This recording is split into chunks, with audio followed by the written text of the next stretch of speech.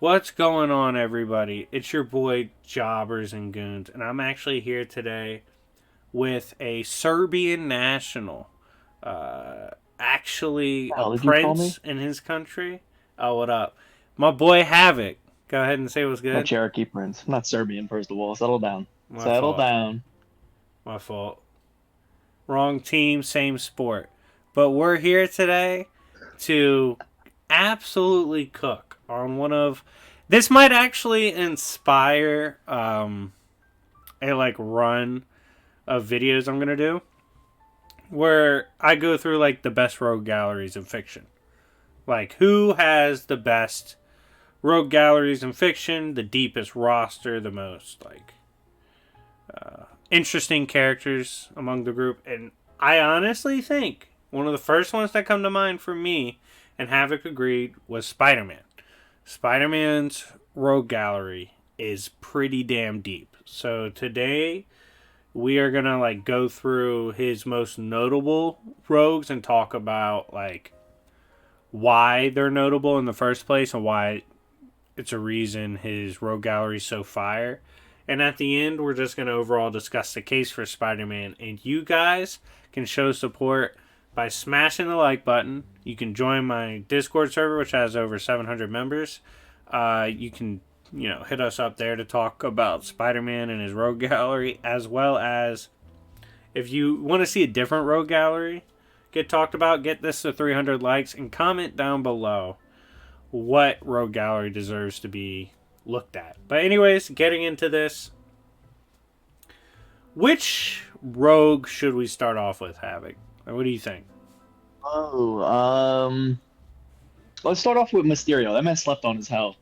Bruh, he doesn't really do anything meaningful in canon other than there's this one time actually he gets the power of the one above all, the House of Ideas. And he fights Spider-Man, and then Spider-Man gets the power of the House of Ideas. And that shit's raw. But for stuff that really matters, because that's some side comic that nobody's ever.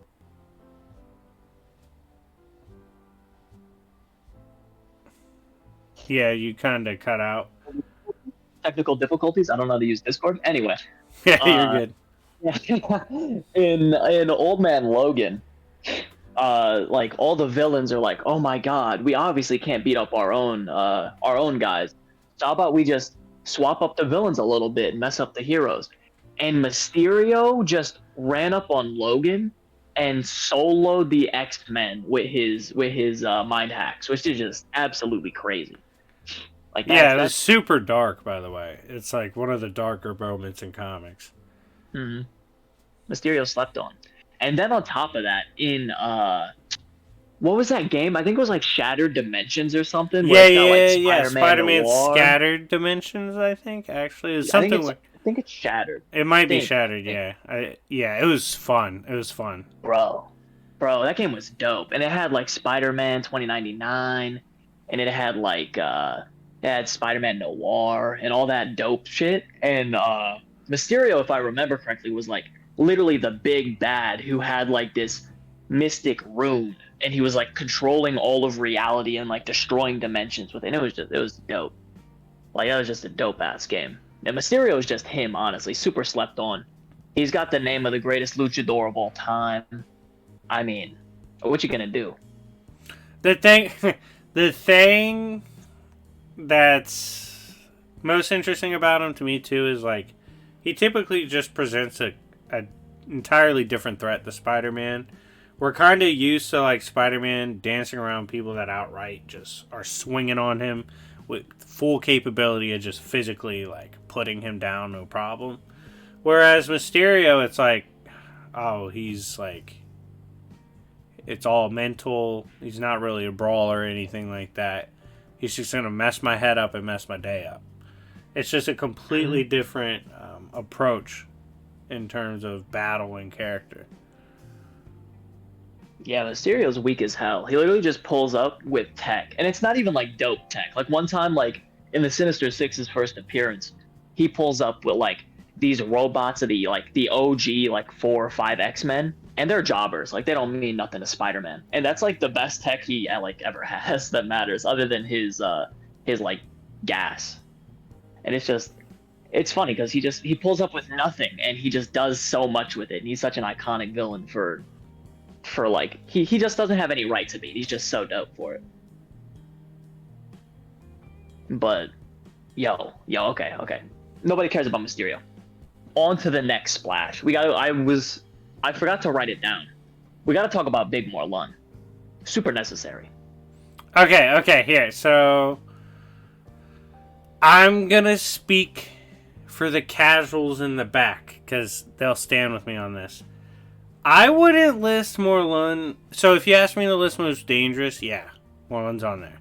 If you ask me to list most like interesting / monumental rogues in his gallery, I've never gotten into Morlun like that from a narrative standpoint. So kind of sell me on why he's a goated All right. rogue. That's free. That's free. So Morlun literally pulls up, just literally out of nowhere. He pulls up and starts manhandling Spider-Man for like 24 hours straight. He's just feeding him the hands, force feeding him, and Morlun like hits him in the face once, and Spider-Man goes, "Yo, why does this guy hit harder than the Hulk? Like this makes no sense at all." And then 20 or 15 years later, Morlun has literally the Spider-Verse comic series is based off of his family, how they're the inheritors of the multiverse, and how they're destined to track down the like Spider God itself and the Web of Fate and defeat all of the like Spider totems. And like Spider-Man's like the greatest Spider-Man of them all in like all of reality, and he's the only one that can defeat them. And Morlun is still like the big bad. And like even his dad, who's supposed to be stronger than them all, his dad, who by the way literally eats Spider-Man with the power cosmic from another universe, Morlun then has to box Peter Parker from 616, who's doing better than that cosmic Spider-Man did, which is just crazy. And then, for like a few years later, they have the Spider-Geddon comic, which is just a sequel to Spider-Verse, where the Inheritors all come back, and now they're just boxing all the Spider-Men up again. And then now, because of the new Spider-Verse movie coming out, now there's another Spider-Verse comic coming out. And now Morlun's on the team of Peter and Spider-Woman and Miles and all that, and Gwen, and they're fighting like this supposed even greater threat than the Inheritors to the multiverse. And it's dope. Like he's just this blatant villain who's literally destined to like kill all the spiders, and now he's just teaming up with him to defeat this supposed greater threat, like in these like wasps, which it's just dope. Morlun's just dope. Like he's just dope. He just pulls up, he eats Spider-Men for a living, and then he's on with his day. Like it's fire. That's unfortunate for him because Spider-Man's not dead yet, so he can't be that good at his job. Oh my god! All right, chill. Let's talk about hold on. You know who we didn't add to this list, by the way? Speaking of slept-on rogues, I kind of consider Taskmaster a rogue.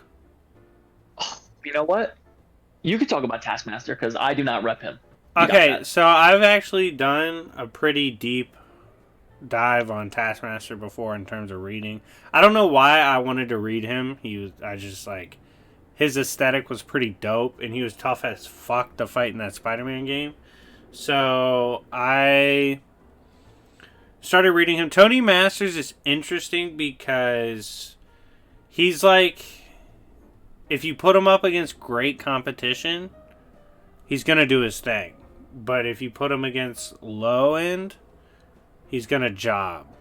And it's frustrating. But like, he presents a unique threat to like Spider-Man because and he has a pretty interesting tie to other villains and such too, because like Taskmaster trains villains routinely, and a lot of these villains threaten areas like the one Spider-Man patrols. So he has a deeper narrative tie-in than most people think, and he's just like an accumulation of all the different characters Spider-Man fights or would have trouble fighting.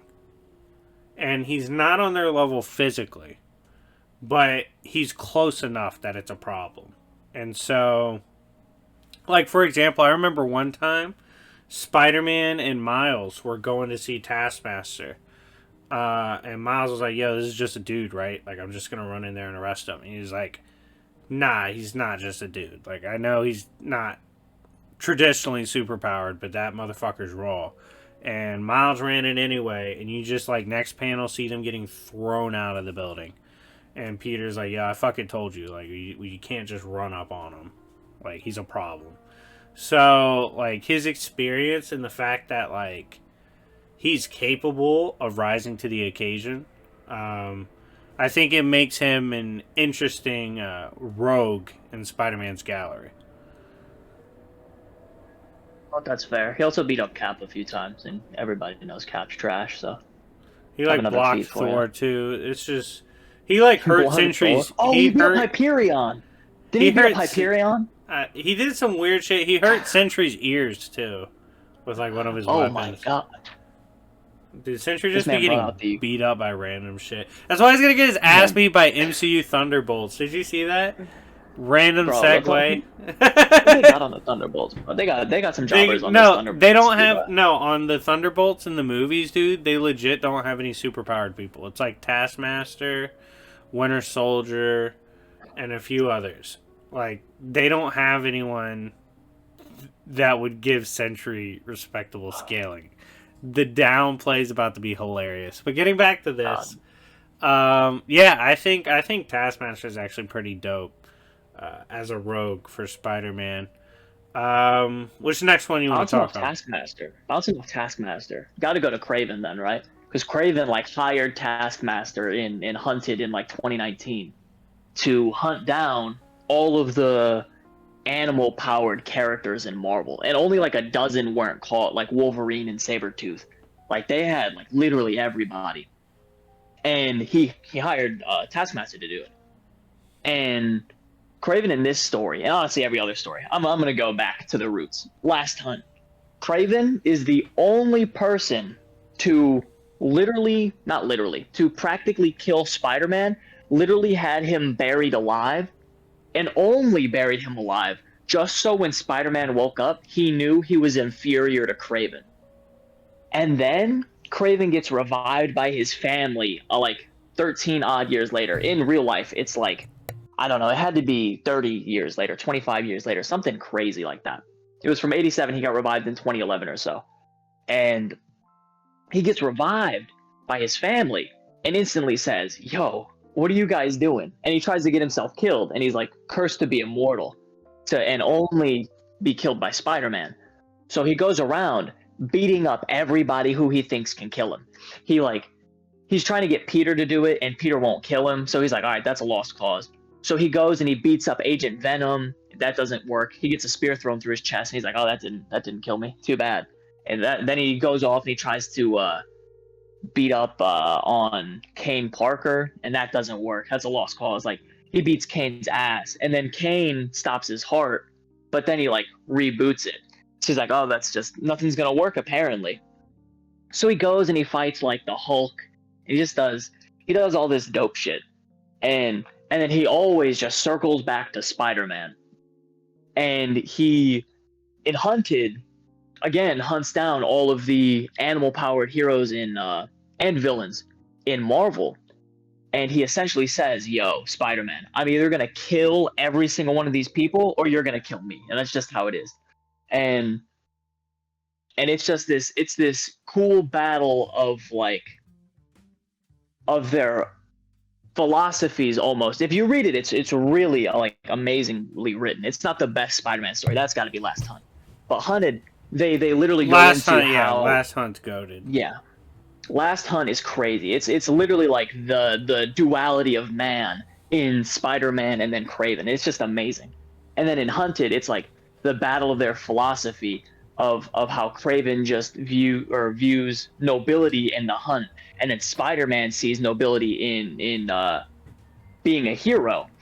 And it's this absolutely amazing story that you honestly just have to read for yourself. You just got to read those three main stories. It's peak fiction, peak Spider-Man. Last Hunt, Grim Hunt, and Hunted. And Craven just beats everybody up for in like all of those. It's amazing. He beats Spider-Man's ass like 5 times in those stories alone. Yeah, I mean, just to give my 2 cents on Craven, because I've read like 10 times the Craven comics Havoc has, low key. But on a Settle down. serious note, yeah, We're just well, making shit up now. my fault, OG. But I actually did read a lot of it just because I was a Craven fan and a Spider-Man hater for a long time. So it was fun reading up on characters that actually had beaten him. It was like I used to go through a phase of like I knew everything about Captain Boomerang. Why? Because fuck the Flash. You know, just like stuff like that. So that's who Craven was to me. But then I was like, man, he's a super dope character.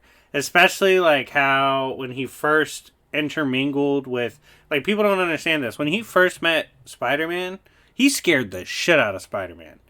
Cause the things Craven was doing was like not stuff Spider-Man would struggle with, but definitely wouldn't be easy. So he's like, yo, why is this guy so smooth with it? Like, it was insane. And then you later see. Bro, remember the first time he beat Spider-Man, and then like a comic later, you know what I'm talking about? Vulture beats him. He said, "Wait a minute." Reads the newspaper. Oh yeah, no, yeah. So this, I always say it's like my favorite Craven moment in general. So he was reading the paper, and he read where basically the paper implies Vulture is the most dangerous opponent to Spider-Man. And Craven was like, yo, you're not gonna fucking sit here and tell me Vulture's above me. Like, that's where I draw the line. And so he literally gets up, goes to New York, finds Vulture, and starts beating the dog shit out of him. Just to put on display that no, Vulture's not the most dangerous to fuck with Spider-Man. Like, he clowned Daredevil and Black Widow at the same time. Like, Craven's done some pretty crazy shit, and what I appreciate about his character, and I think it makes him really interesting, is he has this almost, like, innocence about him, where he's so crazy that he almost expects the world to understand it. Like, when he hunted Beast and, like, forced Beast to be separated from the X-Men, hunting him down, trying to get him to revert to his like primal state so he could truly hunt like the real Beast. And he ends up pissing Beast off really bad and Beast tries to kill him. He was so like disgusted and shocked by Beast wanting to kill him. It was like almost like he expected him to like embrace what hunting was.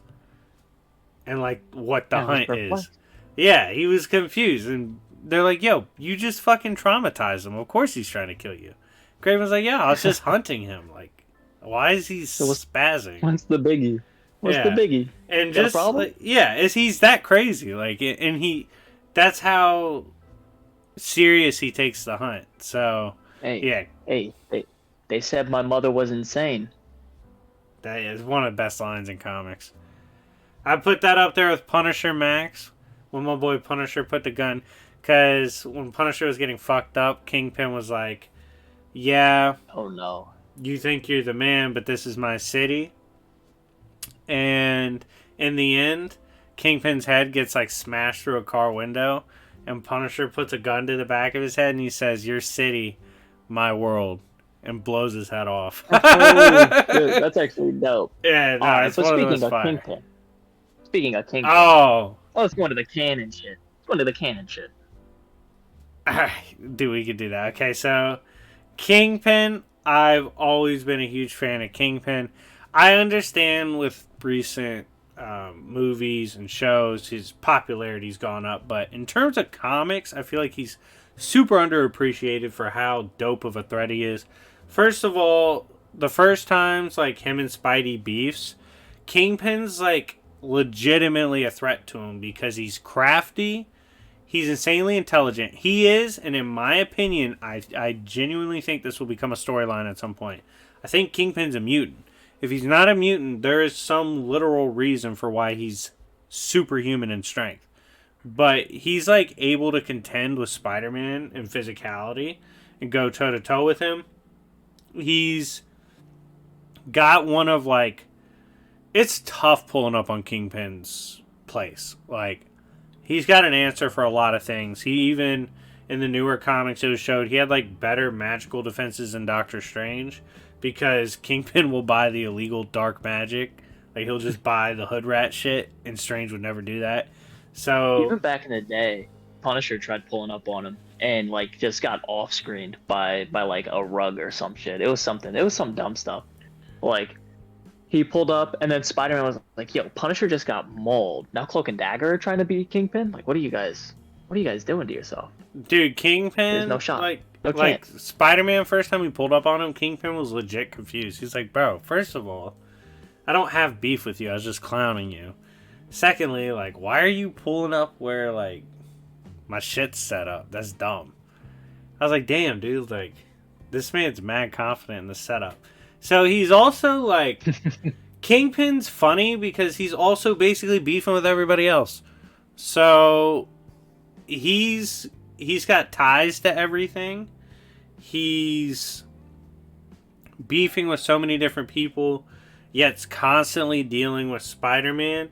He's like the type of character that could, if he just felt like it, let's say he's having a bad Tuesday, he could just have people run down on Spider-Man for like a week straight. Like, he's got an endless supply of people at his disposal. Absolutely ruthless, brilliant too. It's actually pretty contentious who's smarter, him or Osborn. In the comics, there's actually, like, it's narratively implied both ways. So it's pretty interesting to dissect. But yeah, I think he's a menace and one of the most underappreciated rogues in his gallery. And I'm going to let you weigh in on it. He's 300 pounds of solid muscle. And, I mean, he can barely do a pull-up in the animated series, but that's not really relevant. Kingpin's dope for the most part. He beat up Daredevil for, like, 25 years straight or something yeah. insane. Like, Daredevil couldn't even open the door that was in his crib. Like, it was not. Daredevil it was not couldn't okay. even hit him. It would hurt him. It was bad. Oh, it my was rough hand. out here. Should have worn gloves. Should have worn gloves. It's that simple, really. Who do you want to talk about next? I would say, go ahead and Ooh, maybe give your thoughts on Green Goblin. That's a major Green one we gotta Goblin? touch on. Yeah. All right. Okay. Honestly, Green Goblin is dope, but I prefer the Hobgoblin. I'm gonna keep it a buck. Like, listen, Norman Osborn just straight, murdered Gwen Stacy. He's obviously the more iconic villain. You have Spider-Man 1. You have No Way Home, which recently came out, which is dope. Willem Dafoe's like probably the best MCU villain by far. He's easily my favorite, just comic book villain in movies, like easily. But in the comics, like, Hobgoblin is just everything Green Goblin is, but better. He has a better serum. He has better bombs. He has a better glider. He was a part of the Sinister Six. Like, he never got bitched by Carnage. I don't know. Like, Hobgoblin's kind of him. He beat up like the Demogoblin, which was like this demon from hell, like Green Goblin-esque character, and he like just got murdered by Hobgoblin. Hobgoblin's dope. The Hobgoblin's more dope. I'm gonna keep the buck with you. But I mean, Norman ran Shield. If you want to talk about Norman, you can go ahead and talk about Norman, but my boy's Hobgoblin. I mean, it's pretty crazy that the spinoff of a rogue is one of the doper rogues in comics. That's just like how deep this roster is. But even Green Goblin, you guys, if you haven't seen it already, should check out my Goon series videos on Green Goblin. He's a piece of shit. And what's a problem with him is kind of like Lex Luthor. Like, he knows how to get away with it. And it becomes problematic when that motherfucker decides he wants to be in the government. And like you mentioned, he was in S.H.I.E.L.D. That gave us one of the craziest storylines where he basically, his pit bull when he was with the government. So this was his guy when he was with a government agency that would go in and like sort you out. It was Sentry. This man was sending Dark Sentry. Reign? Yeah, like he's sending Sentry on house calls, like vibe checking people. Like he's a piece of shit, terrible. But it makes for fake Avengers yeah. on payroll. He had On payroll. and he had wild people working for him, like Bullseye, like Jesus. But he's just someone that he's such a wild card with his brilliance and capabilities, and the fact he's crazy. I think he's a top notch menace in the goon department when it comes to villains. Not only that's a good segue into another character that is pretty underrated, Doc Ock. Doc Ock's dope. Doc Ock, yo, listen. All right.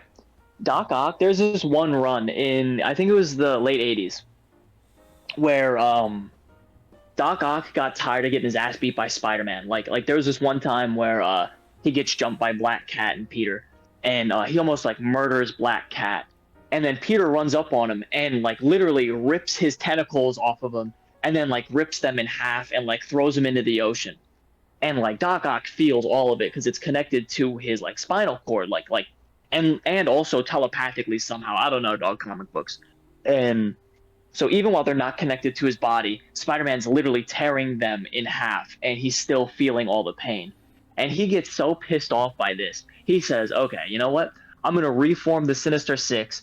I'm going to get adamantium tentacles, and then I'm going to blow up the planet. And he gets this, like, super laser death ray in the sky, and he forms the Sinister Six, and he just dogs Spider-Man. And then, like, later, Professor Hulk and Spider-Man try to jump Doc Ock, and he still has these adamantium arms, and he just beats the piss out of both of them at the same exact time. Like, Hulk couldn't do anything to stop him. Spider-Man couldn't do anything to stop him. And it was just hilarious. And then, of course, like, you can't forget the time he literally took over Spider-Man's body. Like, he literally implanted his mind in Spider-Man's and became the main personality to prove he was a superior Spider-Man on some, like, Craven shit. It's amazing. Like, Superior Spider-Man is this, like, critically acclaimed run where he just does dope shit. Like, he beats up, he doesn't beat up, but he takes the power cosmic and he fights Terrax. And he just does, like, nah, he's shit hilarious throughout in the that whole run. Like, he, like, first of all, even his ass whoopings, like, when he takes L's as Superior Spider-Man, are crazy. Like, the Punisher one was a dope-ass moment where Punisher, it's almost like, he's not sad in that moment, but you could tell it bothers him. He has to do it, but he's like, yo, Spider-Man, I heard you're, like, down to kill people now. And Superior tries to run down on him and gets folded by Prep. And Punisher just, like, puts a gun to his head and he's like, you're not a fucking killer, so stop. And just walks away. I was like, God damn. And then he got jumped Wouldn't happen to Peter, though. Yeah, Peter would never be killing like that. And then that's what made Superior so funny, though, is like he would do shit where you would think, like, Doc, come on, like, you're being kind of wild. But he also, to the credit, there are certain things Spider-Man was capable of that he simply just didn't know, like how hard he hits or could hit. He punches off Scorpion. Yeah. And we're not talking about Scorpion tonight because who gives a fuck about Scorpion? But he punched his jaw off, like, he got mauled by Luke Cage and Jessica Jones. That was bad. He got beat up. That was funny, though. It was funny. It was a funny moment. Should have put his hands up. Yeah. Should have put his hands up. Doc Ock is just dope because he's like, and I feel like in No Way Home they kind of did a good job at capturing that part of his character. It's like, he's brilliant. He's just like, he's one of the few Peter Parker looks up to intellectually. Like, people forget Peter Parker's smart as fuck. Like, first time he showed it, Tony Stark called him over and was like, yo, you want to be my little bro? Like, you want to be my boy? Like, I'll teach you some shit. You seem smart. Like, he's that smart. and he looks up to Doc Ock. Like, he's valid as fuck. So, having someone that clever and intelligent is always great in the Rogue Gallery. Speaking of Tony Stark, Doc Ock also like raped him once, like literally. Jesus, really? Like, yeah, it was not okay. Oh, I think Tony got his run back, but it was pretty rough. We don't gotta talk about that. We don't gotta delve into Tony getting butt fucked by Doc Ock. Oh, like, are you being literal? Like, his it wasn't cheeks literal rape, but it was pretty bad. It might as well have been. He was like making him call him daddy type shit. Yeah. No, Tony. It's not okay, bro. Damn, I'm sorry for those watching the video. I didn't know Doc Ock got down like that. He's a big dog. Okay. Well, he vibed. Okay. Shout out to that awkward beef between. Yo, imagine I made a beef series on that. Holy shit. Tony Stark versus Octavius, the beef. But fucking Arby's. Yeah, nah, he's a tricky character to deal with, and I think it leads to interesting storytelling. Is there any other like major rogues we want to talk about? I feel like, listen, Venom doesn't count as a rogue at this point. He's too much of just his own character. Yeah, Venom's a hero. Too much. We consider rogue like if they see Spider-Man, they're probably just gonna fight him. Like, they kind of have to. Rhino? Do we talk about Rhino? Rhino's not a good thing. Dude, the most compelling backstory of all time. I don't even really know if I know what it is. His mom died. That's it? That's his backstory. Dude, imagine if he had a real backstory. So his OG backstory is actually hilarious. So he gets this rhino suit like implanted onto his skin, and it's supposed to make him exponentially smarter. And he's still like the dumbest Spider-Man rogue. So you just sit there and you wonder, you're like, huh? He was probably literally brain dead before he became Rhino. Dumb. Bro, he's so fucking funny to me. Like, I remember I read, like, OG Rhino on accident. I was reading through Silver Surfer, and they had a crossover where Rhino goes to the zoo, and he's like, this is fucked up. They're doing my homies this. Silver Surfer pulls up as Rhino's freeing a lion, and Surfer's like, yo, you can't just free a lion. That's fucked up. And he's like, you know what's fucked up? Putting the homies in the fucking jail cell. And he turns around and like rock Surfer. And Surfer's like, oh shit. And he gets the lion out and gets him to escape, and a cop just shoots the lion dead. No. And Rhino tries to kill the cop. He's like, oh, what the fuck, bro? He's like, police brutality, fuck the boys in blue. And Surfer eventually is like able to finally stop him.